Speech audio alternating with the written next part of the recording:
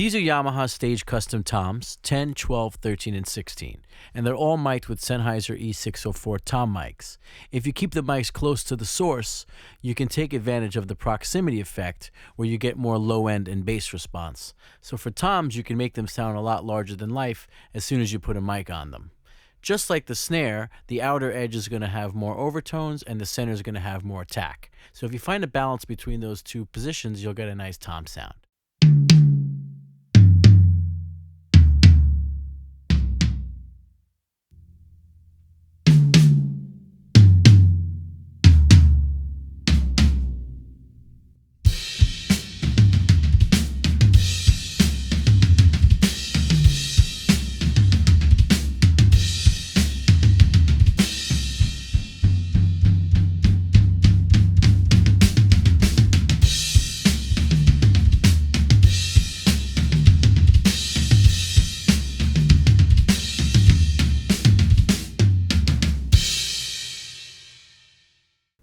Okay, let's do some tom mixing. So I've already phase aligned my overheads. Let's hear what they sound like.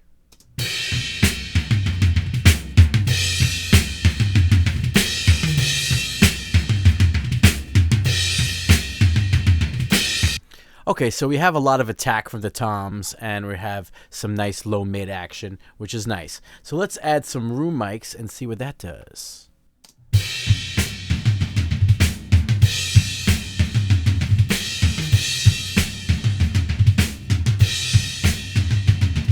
So now we're getting some more dimension and some size.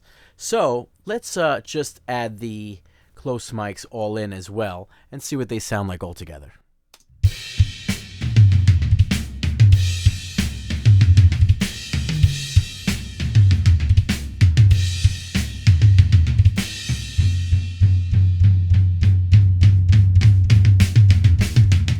Okay, so we're getting a lot of low end and a lot of just kind of fatness from the close mics. So let's look at some of the close mic processing.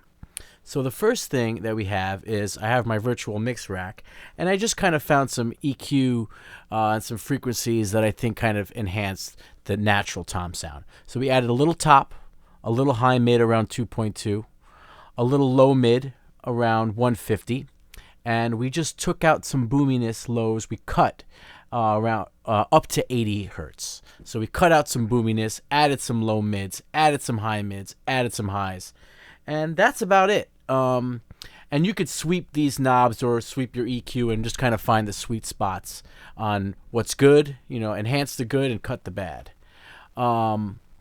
So the other thing we've done is I just have added a gate to each tom, just so they don't ring when other things are playing and create this kind of hum that cloudies your whole mix. So I'm using Slate Trigger as a gate, and it works very well because it's a visual gate. So anything above that top line that you see right over here is going to let that sound pass. Anything below this line, it's going to mute. So let's hear what it sounds like.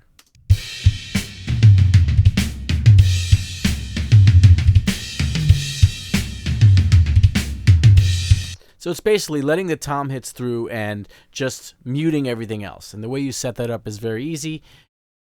You just press on the gate, and you could set your attack and release and hold so you're not cutting off any good ring.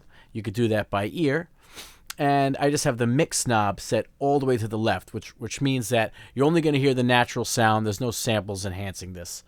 So besides that, for toms, I don't really do too much, except if I want to make it a little bit larger than life with some verb. So we're gonna add some hall reverb and see what that sounds like.